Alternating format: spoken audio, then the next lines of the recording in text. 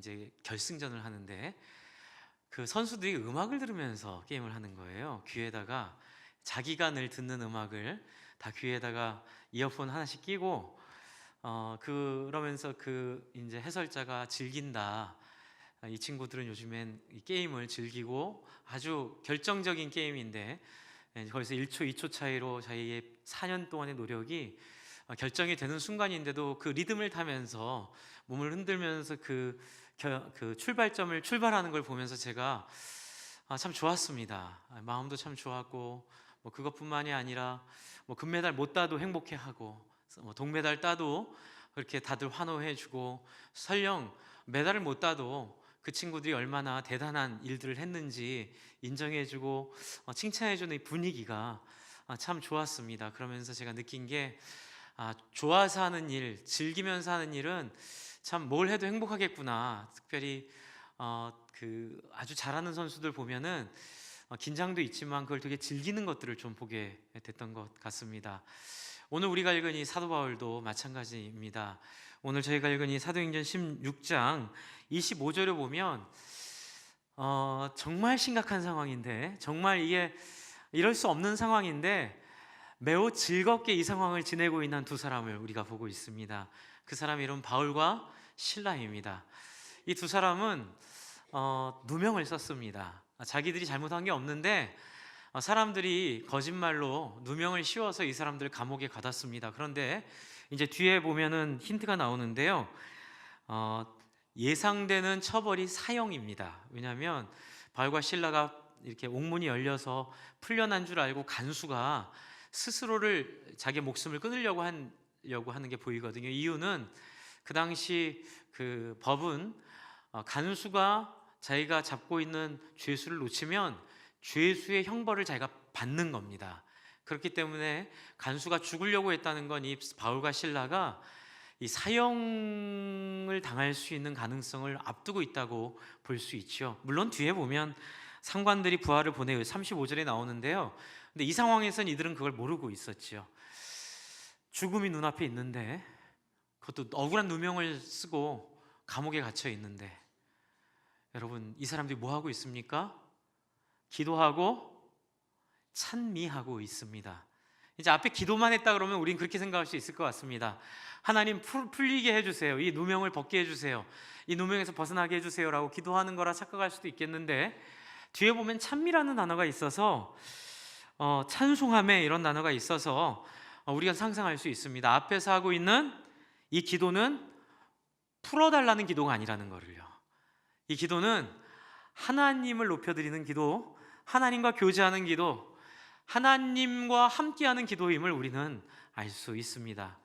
그래서 저는 이 본문을 보면서 정말로 신나게 산다, 즐겁게 산다, 신명나게 신앙생활한다, 이제 그런 생각을 좀 하게 되었습니다.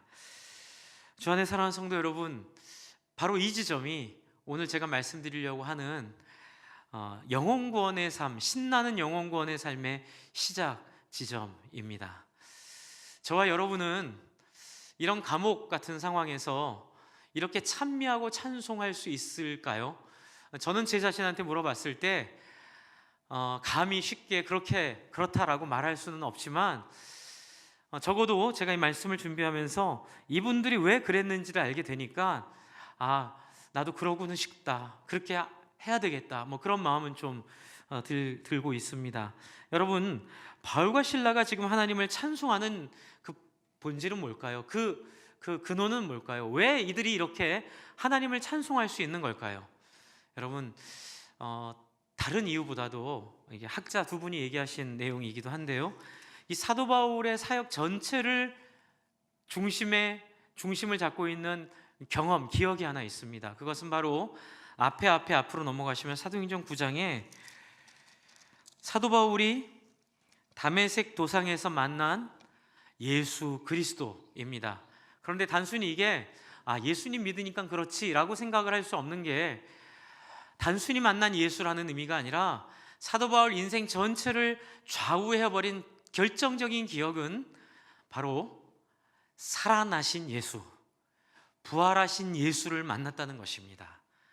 그래서 이 부활하신 예수를 만난 경험으로 인해 사도 바울의 모든 사역은 이 부활하신 예수로 인하여 자기의 삶의 생사관이 바뀐 그 바탕 위에서 사역이 이루어지고 있기 때문에 사도 바울의 사역은 부활하신 예수를 만난 기억으로부터 우리가 풀어내야 사도 바울을 이해할 수 있다, 이렇게 설명하고 있는 것을 저는 100% 공감하고 동의합니다.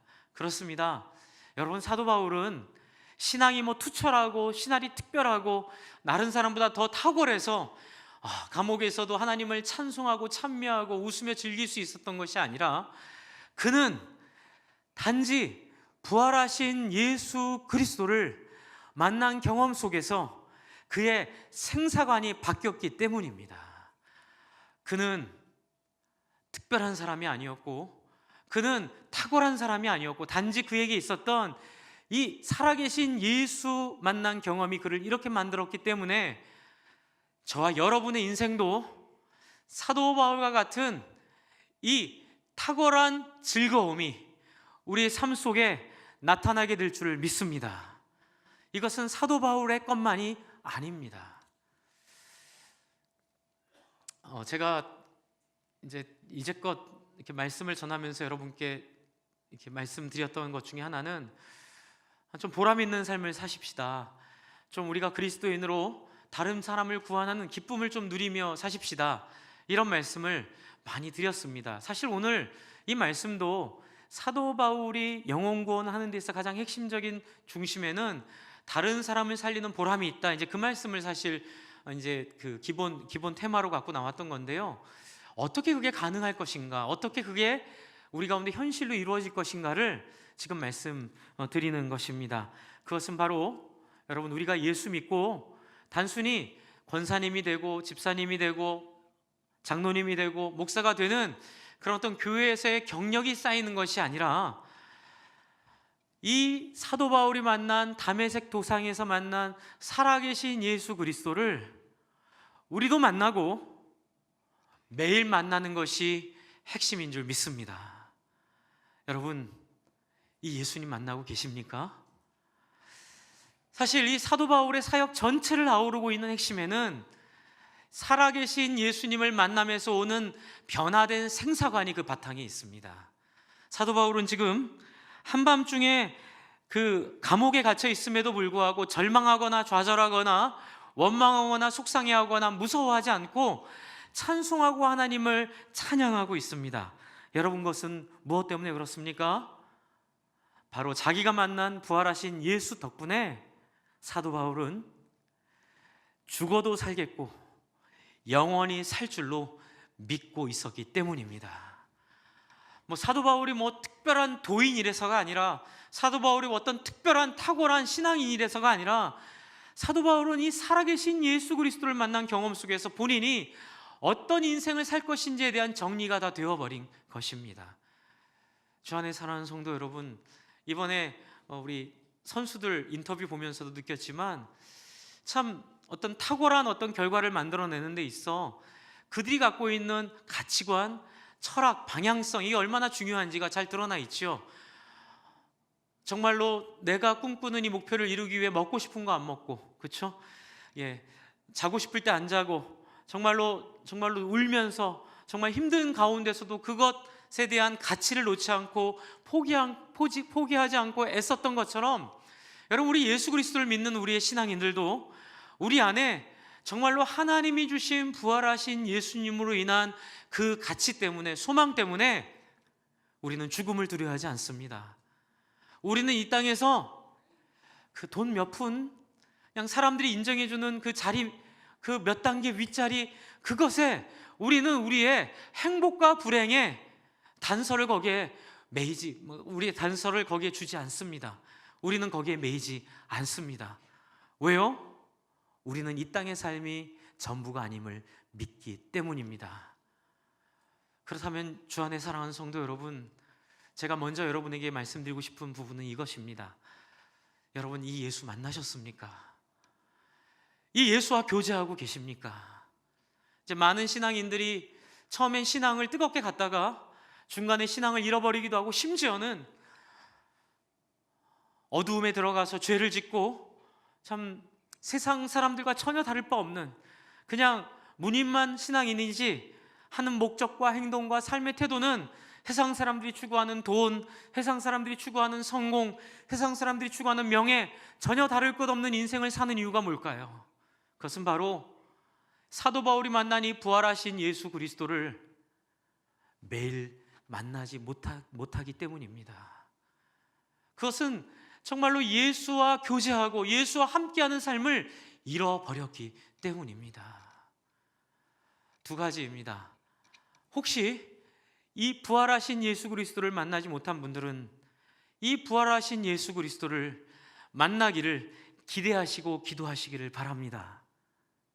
저는 예수님 만났습니다. 그런데 중간에 몇 번 잃어버린 적이 있습니다. 그런 경험들 다 있으시죠? 정말 뜨거운 가운데 이 사도 바울이 만났던 살아계시고 부활하신 나와 대화하시는 예수 그리스도를 만나 교제했지만 중간에 말씀에 있는 것처럼 돌짝밭 같은 마음 때문에, 그쵸? 가시덤불 같은 그 유혹 때문에 예수님을 잃어버리고 마음이 강팍해지고 팍팍해지고 정말 마음이 돌짝밭같이 굳어져 버린 적이 몇 번 있습니다. 여러분, 그때마다 제가 기억하는 놀라운 간증은, 지금은 이렇게 얘기하지만 그때는 너무 절망스러워서, 제가 군대 때도 한번 그런 적이 있고 목회를 처음에 하다가 어려움을 겪고 그런 그 전도사실에 그런 기억을 한 6개월 정도 가진 적이 있습니다. 기도도 안 되고 찬양도 안 되고 그냥 말씀도 안 믿어지는 거죠. 여러분, 이게 얼마나 심각한 문제입니까? 전도사인데 말씀이 안 믿어지는 거예요. 마음은 팍팍팍하고 강팍하고 그냥 속에서는 분노만 일어나고, 군대에서도 그랬고 또 그 뒤에도 그랬지만 동일한 경험이 있습니다. 누군가가 절 위해 기도해 준다고 얘기하는 것도 듣기 싫었습니다. 운전병이 와서 손잡아주면서 그래도 신앙을 회복해야지, 기도해 주는 게 참 듣기 싫었고, 기도해 주면 하나님이 언젠가 너와 만날 것이란 말이 참 부담스러웠습니다. 물론 두 번째는 누군가가 그런 얘기를 해주진 않았지만 저와 정말 신뢰관계 가운데 있는 분에게 제가 부탁을 드린 적이 있습니다. 전화로, 형, 나 길을 잃어버렸어요. 나 위해서 기도 좀 해줘요. 하나님도 안 느껴지고 말씀도 안 들어오고 기도를 해도 하나님 앞에 마음이 쏟아지질 않아요. 그런데 저도 아는데 이 마음이 그러네요. 완고해져서 강팍해져서 예수님 만나지 못하고 있어요.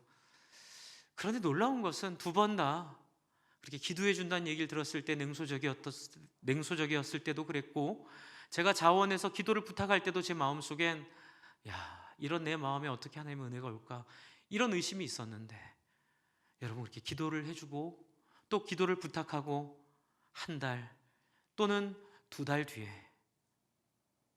우연히 들은 찬양 가운데, 우연히 읽은 말씀 가운데, 여러분 그거 아시죠? 바람처럼 찾아오신 예수님, 폭풍처럼 찾아오신 성령님.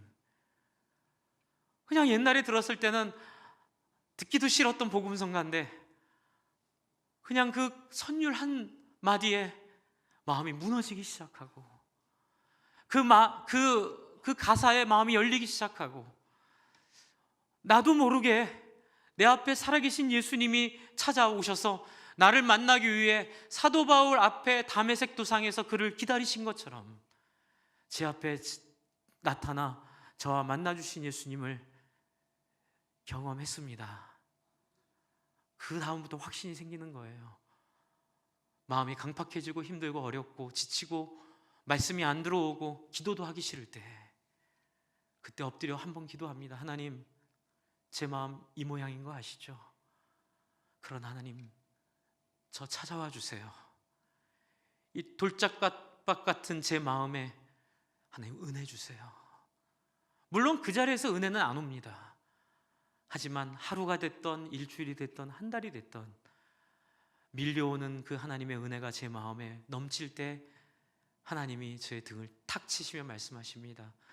너 일주일 전에 기도했지 기억나니? 너 어저께 기도했었잖아. 너 한 달 전에 그 기도한 거 기억나니? 내가 그 기도 기다리고 듣고 있었다. 주 안에 사랑하는 성도 여러분, 왜 이 시대의 한국 교회가 이렇게 욕을 먹고 바닥에 떨어져 있는 이 한국교회 위상이 왜 이렇게 되었습니까? 그것은 부활하신 예수 그리스도를 놓쳤기 때문에 그렇습니다. 부활하신 예수 그리스도로 말미암아 얻게 된 우리의 모든 영광들을 우리의 것으로 착각했기 때문에 그렇습니다. 참 너무 부끄러운 일들이 많이 있죠. 물론 과장된 것도 있지만, 제가 자주 말씀드리지만 이전에 교회를 개척할 때도 그랬고, 호주에 있을 때도 그랬고, 지금 우리 교회 와서도 그렇고, 우리 젊은 분들이 항상 하는 질문이 있습니다. 교회는 왜 그렇게 이기적이에요? 전도하려고 할 때마다, 저는 호주에서 이 안티 크리스찬들을 참 많이 만났는데요, 그래서 그분들을 모아놓고 이렇게 책 모임을 통해서 목장을 일구어서 결국은 그분들이 예수님에 대한 오해를 풀고 신앙생활 할 수 있는 데까지 제가 참 귀한 경험을 한 적이 있는데, 제가 그 부분에서 경험한 이 고백이 이것입니다. 전도의 핵심에는 사람들이 교회를 향한 오해를 풀어주는, 그 오해 풀어주는 데 있다. 그게 뭘까요? 교회는 결코 이기적인 데가 아니다.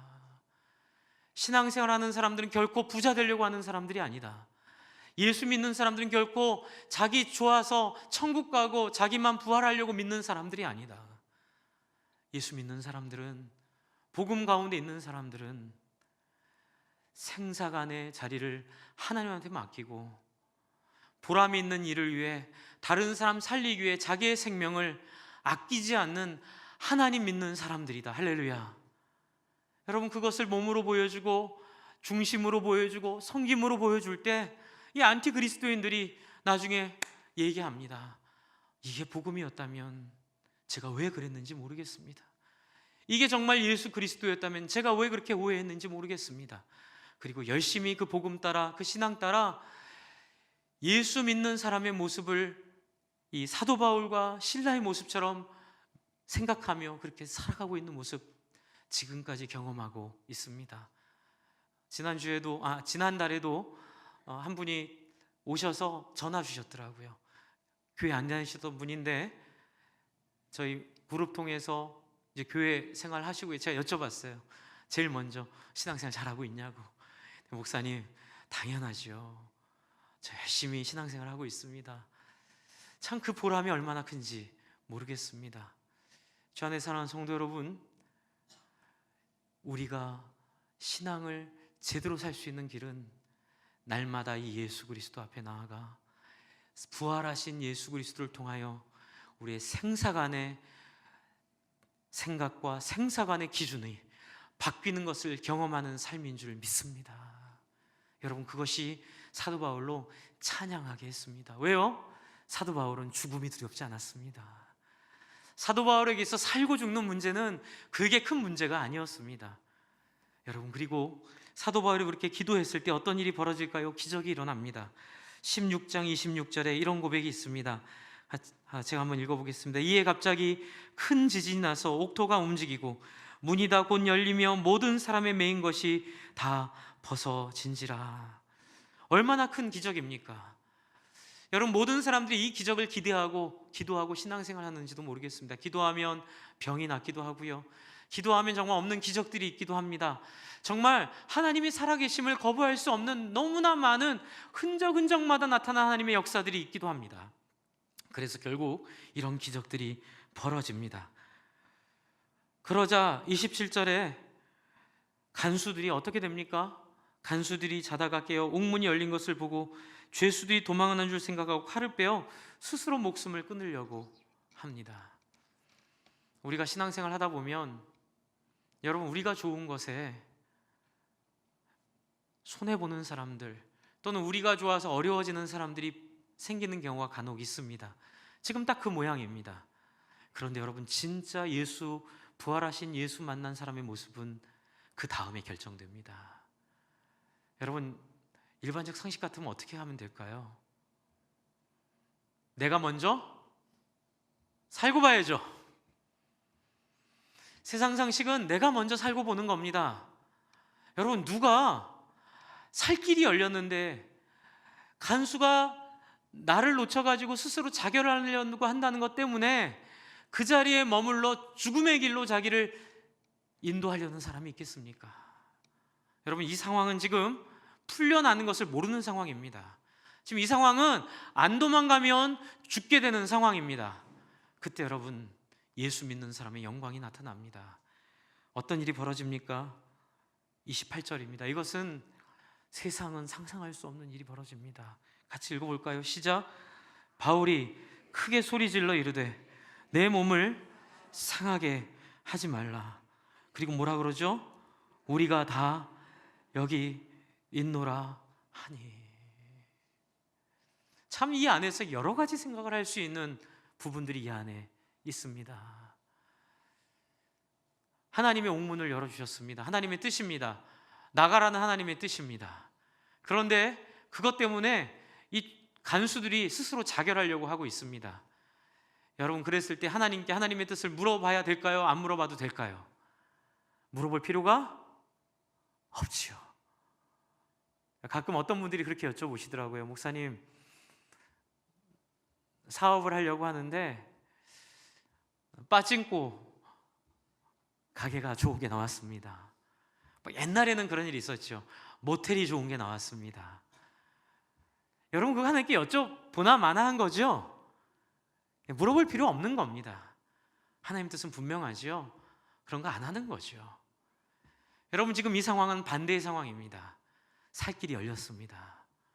그런데 내가 나가면 이 사람들이 자살하게 되어 있고, 자살하지 않더라도 날이 새면 죽음의 형벌을 받게 되어 있습니다. 여러분, 이럴 때 부활하신 예수 만난 사람들은 어떤 선택을 하는 걸까요? 내가 죽고 이 사람을 살리는 일을 하는 것인 줄 믿습니다. 여러분, 이 지점이 너무너무 어렵고, 이 점이 우리에게 있어 너무너무 중요하고, 이 점이 이 시대 한국교회에 주시는 하나님의 굉장히 중요한 사명의 자리라고 믿습니다. 같이 사는 것 아닙니다. 나는 죽고 저 사람 살리는 겁니다.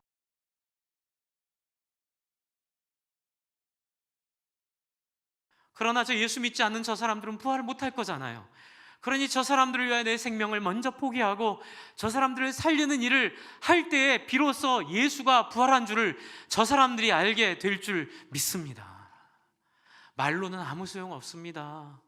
말로 예수 믿고 부활한다, 말로 천국 간다, 말로 구원받아라, 말로 축복한다, 말로 사랑한다, 말로 우린 하나 됐다, 아무 소용 없습니다. 여러분, 사람들은 그 말에 너무 지쳐합니다. 제가 예전에 전도하다가 들었던 말입니다.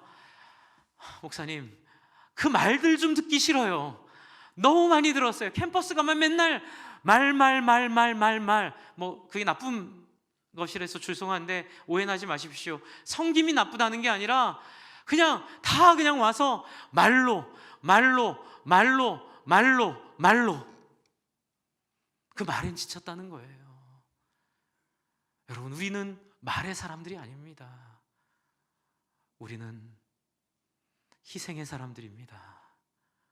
우리는 포기의 사람들입니다. 우리는 우리를 버리는 사람들입니다. 참, 이런 말씀 드리기 너무 죄송하지만 용서하고 들어주십시오. 저는 2008년부터 한 장로님 때문에 너무 고통스러운 시간들을 계속 보내고 있었습니다.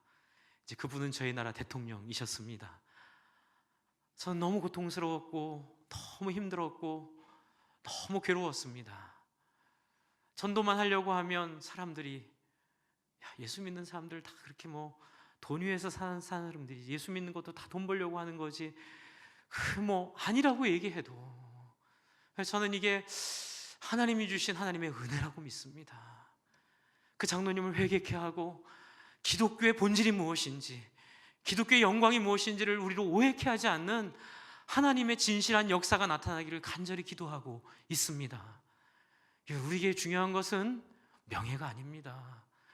우리의 어두움이 드러나고 예수 믿는 사람들의 잘못이 드러나서 회개되며 우리가 잘못된 삶들을 돌이키고 어떻게 해요? 온전한 삶으로 나아가는 것이 진정한 축복인 줄 믿습니다. 그래서 열심히 기도하고 있습니다. 만방에 다 드러나도록, 하나도 가리지 않고 다 드러나 하나님 앞에 분명히 드러나 회개하고, 아니면은 하나님 앞에 사과하고, 하나님 앞에 이 한국교회 속에 잘못된 모든 메시지들이 바뀔 수 있도록 주 안에 사랑하는 성도 여러분, 저와 여러분은 어떻습니까? 혹시 우리가 예수 믿었지만 사도 바울이 만난 부활하신 예수 만나지 못하고, 또는 부활하신 예수님 잊어버려서 우리도 혹시 그런 껍데기 신앙으로 살아가고 있지는 않습니까? 오직 돈을 벌기 위해서, 오직 성공하기 위해서, 오직 사람들에게 인정받기 위해서, 사람들에게 칭찬받기 위해서. 여러분, 그러나 그러한 칭찬과 돈과 그 인정받는 것은 100년을 가지 못함을 믿습니다. 우리는 죽고 부활하신 예수를 믿는 사람들입니다. 우리는 영원히 살 사람들입니다. 그렇기 때문에 우리는 좀 손해보더라도, 돈 없더라도, 좀 우리가 올라갈 자리 많이 못 올라가더라도, 좀 우리가, 죄송한 표현이지만 오래 못 살더라도, 좀 우리가 좀 사람들에게 인정받지 못하더라도 사도 바울과 같이, 신라와 같이 우리의 삶을 즐기며, 우리의 섬김을 즐기며, 우리의 그리스도인 됨을 즐기며 행복하게 하나님의 나라가 무엇인지를 보여주는 놀랍고 위대한 사람으로 살아갈 때에 이런 가오 있는 말을 하게 되는 그리스도인 될 줄 믿습니다. 뭐라고요? 한번 같이 읽어볼까요? 28절 너무너무 멋있는 말입니다. 같이 다시 한번 읽어보겠습니다. 시작. 바울이 크게 소리질러 이르되 내 몸을 상하게 하지 말라. 우리가 다 여기 있노라 하니. 할렐루야. 예수 믿어라 이 말 이전에 여기서 게임 다 끝나버렸습니다. 얼마나 멋있는 가오 있는 모습입니까? 여러분, 우리가 돈이 없지 가오가 없습니까? 우리 안에는 예수 믿는 가오가 있습니다. 우리 안에는 예수 믿는 이 멋짐이 있습니다. 우리 안에는 예수 믿는 이 능력이 있습니다. 주 안에 사랑하는 성도 여러분, 이번 올림픽 보면서 또 참 감동받았던 것 중에 하나가, 이제 선수들이 뭐 이렇게 누가 칭찬해 주니까 이제 답을 한 글들을 제가 몇 개 봤는데, 그 중에 하나가 동메달, 금메달이 아닌 동메달인데도 우리 아시아 최초로 스피드 스케이팅 1500에서 동메달을 딴 김미석 그 선수가 이런 글을 썼더라고요. 저희 경기가 국민들에게 커다란 기쁨을 선물해 드렸다는 것이 가슴 벅차오르면서도 믿기지가 않습니다. 여러분, 선수들이 그렇게 허벅지가 터질 것 같은 고통 속에서도, 정말로 죽을 것 같은 그 아픔 속에서도 견뎌내는 것은 자기의 영광만이 아니라 이러한 노력을 통해 국민들에게, 형제들에게, 우리 백성들에게 희망을 주고 소망을 준다는 그 보람, 그 자부심, 그 뿌듯함이 그들의 그 고통을 이기게 하는 힘이었다는 사실을 보며, 주 안에 사랑하는 성도 여러분, 저희가 사는 삶의 원동력이 바울이 그랬던 것처럼 예수 믿지 않은 한 간수의 생명을 구원하는데 보람을 찾는 인생들 되기를 간절히 소망합니다. 이를 위하여 좀 배고픈 거 참고, 이를 위하여 좀 자존심 상하는 거 참고, 이를 위하여 좀 명예 없어도 그것 좀 참고, 정말로 하나님의 백성의 손길이 되어 그렇게 사람들을 섬겨내는 정말 이 메달리스트들의 그 인내와 같은 인내를 우리 모두가 경주해 가기를 간절히 소망합니다. 그랬을 때 어떤 일이 벌어질까요? 간수가 등불을 달라 하여 뛰어들어가 무서워합니다. 여러분, 우리는 가벼이 여김을 당할 사람들이 아닙니다. 우리는 세상 사람들에게 무서운 사람들입니다. 돈에 노예되지 않는 무서움, 세상 사람들이 갖고 있는 가치관에 노예되지 않는 무서움, 세상 사람들이 상상하지 못하는 가치관을 따라 사는 사람들의 영광스러운 영광이 우리 안에 있는 사람들입니다. 우리는 우리를 변명할 필요도 없고, 우리는 우리를 설명할 필요도 없고, 말할 필요도 없습니다. 예수 믿는 것이 무엇인지 보여주면 됩니다. 그랬을 때 사람들은 우리를 무서워하며, 나와 뭐라고 물어봅니까? 무서워하여 떨며 바울과 실라 앞에 엎드리고. 여러분, 진정한 말의 능력, 말의 권력은 내가 그 사람에게 어떤 자리를 줄 수 있고 없고, 그 사람을 돈을 벌게 하고 못 벌게 하는 건 영원한 능력이 아닙니다. 그것은 바로 그 사람들이 상상할 수 없는 삶을 사는 능력, 그 사람들이 상상할 수 없는 삶을 실천하는 능력을 보여줄 때에 사람들이 엎드려서 30절 그들을 데리고 나아가 이르되, 뭐라고요? 호칭이 바뀌죠. 죄수들에게 뭐라고 합니까? 선생들이여, 내가 어떻게 하여야 이게 구원을 받을 수 있습니까? 이렇게 물어보는데요, 저는 이 말을 이렇게 바꿔보고 싶습니다. 한번 따라해 주십시오. 선생들이여, 내가 어떻게 하여야 당신처럼 될 수 있습니까? 여러분, 이 질문은 바로 그 질문입니다. 선생이여, 내가 어떻게 하여 당신처럼 살 수 있습니까? 내가 어떻게 하여 당신처럼 그렇게 생명을 두려워하지 않고 이렇게 멋진 인생 살 수 있습니까? 어떻게 해야 내가 당신처럼 살아갈 수 있습니까? 여러분, 올림픽 보고 은혜를 많이 받았습니다. 진짜 은혜를 많이 눈물도 코도 찡해지고, 제가 그 선수들 보면서 속으로 그 얘기했어요. 참 너희들 멋진 인생 산다. 배로 타는 썰매 타는 윤 선수도, 제가 보면서 윤성빈 선수도 참 멋진 인생 산다 이 생각이 드는 거예요. 그렇죠?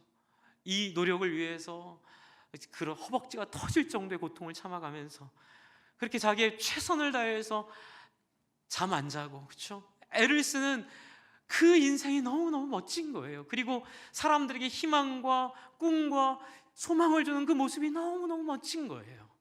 주 안에 사랑하는 성도 여러분, 우리는 다 그런 사람으로 부름받은 줄 믿습니다. 우리는 우리를 위해 살게 부름받지 않았습니다.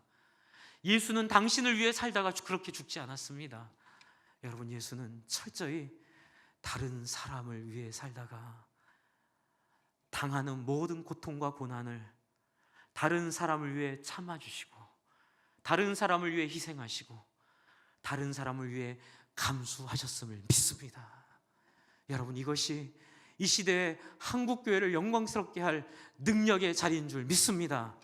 한국교회가 이 시대에 예수 믿지 않는 사람들을 위해 돈이 주인인 자리에서 내려오고, 권력이 주인인 자리에서 내려오고, 자기 성공을 위해 사는 자리에서 내려와 모두가 다 함께 서로가 서로의 행복을 위해 자기 인생을 희생하고 던지고 그렇게 써나갈 때 사람들이 우리에게 와서 물어봅니다.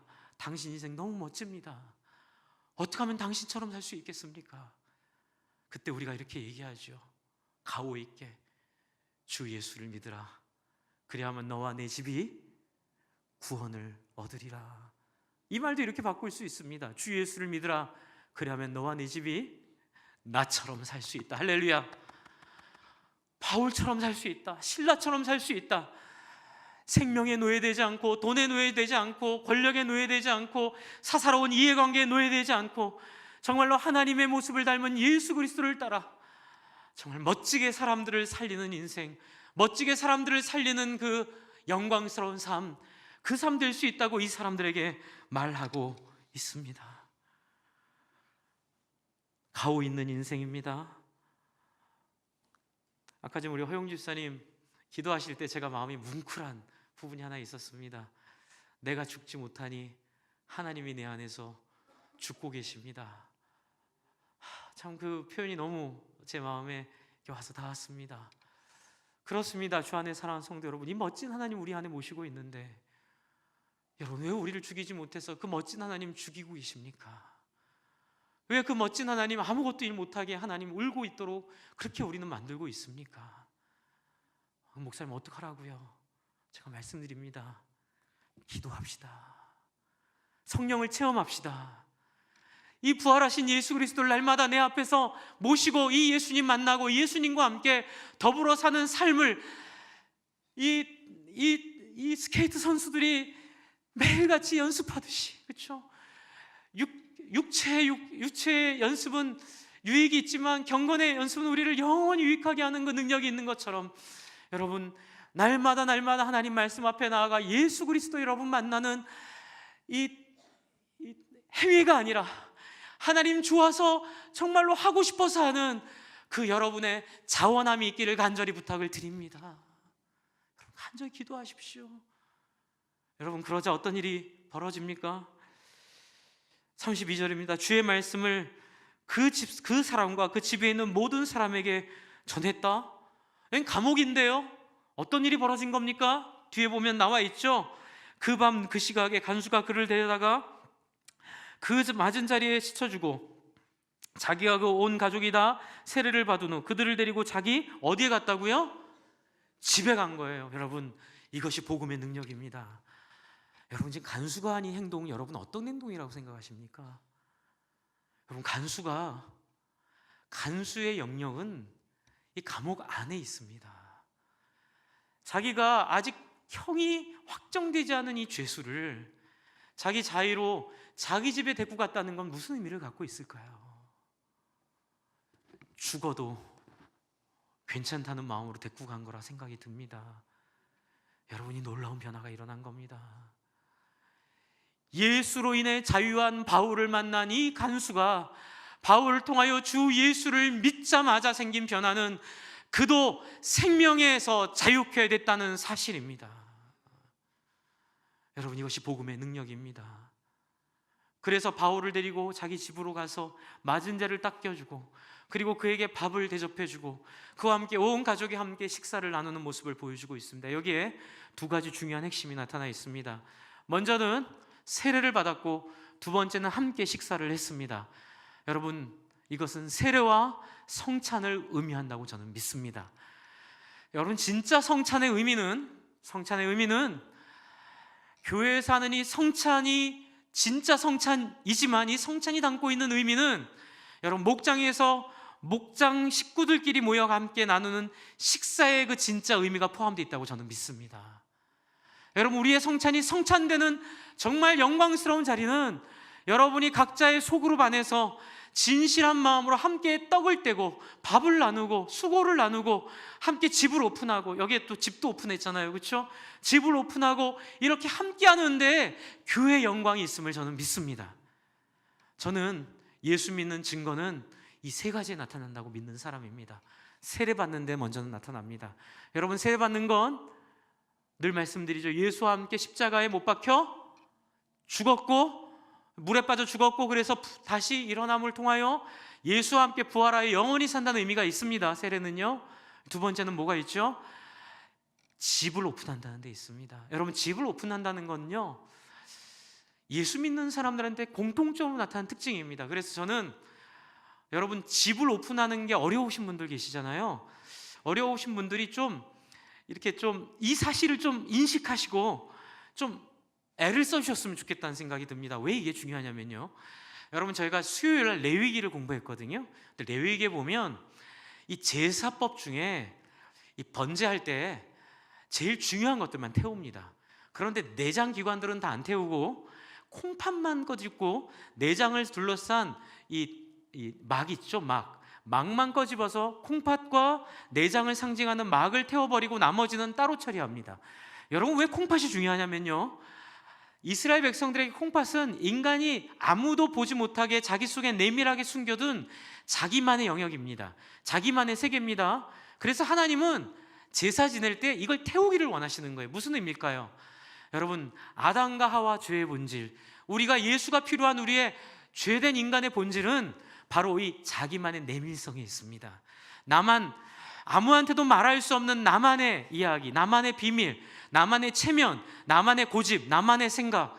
주 안에 사랑하는 성도 여러분, 예수 만나면 가장 먼저 깨어지는 부분이 이 자기 안에 있는 이 은밀한 자기만의 세계가 깨어짐을 믿습니다.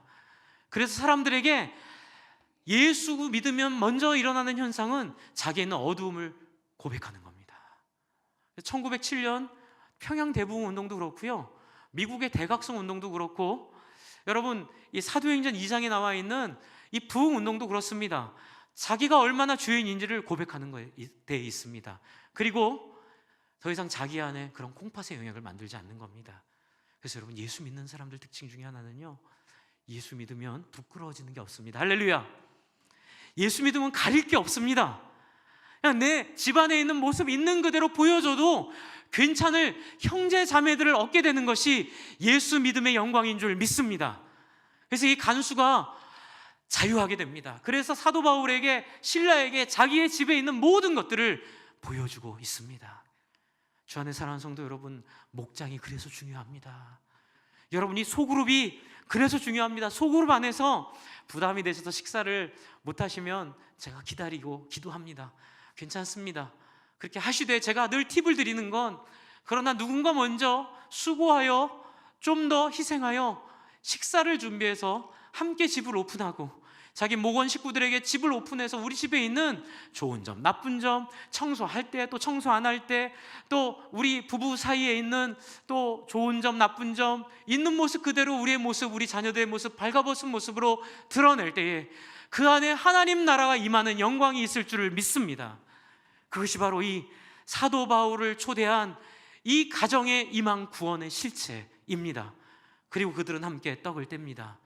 여러분, 떡을 뗀다는 건 한 식구가 됐다는 겁니다. 그리고 함께 떡을 뗀다는 건 식사를 함께 나눈다는 의미가 있습니다. 여러분, 여기에는 굶는 사람이 없다는 의미가 있습니다. 여러분, 우리가 잔치하는데 여러분, 저기 어디 밖에 식사 못하고 지나가는 분 계시면 우리 어떻게 합니까? 이렇게 오셔서 좀 도와주십시오라고 하면 우리 잔치하고 있습니다. 그럼 어떻게 하는 게 맞죠? 와서 식사하시죠. 그분이 돈을 냈든 안 냈든, 그분이 돈이 있든 없든 상관없이 함께 더불어 나누는 것이 식사의 본질입니다. 주 안에 사랑하는 성도 여러분, 목장 안에서 꼭 이거 이루시길 바랍니다. 여러분, 돌아가시기 전에 한 번 정도는 이 목장 안에서 가족을 넘어서는 깊은 사랑과 나눔과 하나됨과 자기 안에 있는 것들이 다 쏟아지는 이 영광을 경험하시기를 바랍니다. 그것들이 이루어질 때 우리 교회가 이 시대에 이 지역에서 하나님의 역사를 감당하는 교회 될 줄을 믿습니다. 저는 늘 그런 기도합니다. 우리 사명교회 통해서 이 시대에 하나님의 위로가 되는 교회 되기를 원합니다. 하나님의 기쁨이 되는 교회 되기를 원합니다. 하나님을 위로해드리고 하나님과 함께 동행하는 교회 될 수 있도록 우리를 사용해 주시옵소서. 주 안에 사랑하는 성도 여러분, 말씀을 정리합니다. 여러분, 부활하신 예수를 만나십시오. 매일 만나십시오. 그래서 기도해야 합니다. 매일 새벽기도 나오셔도 좋고, 아니면 저희 교회 문 열려 있습니다.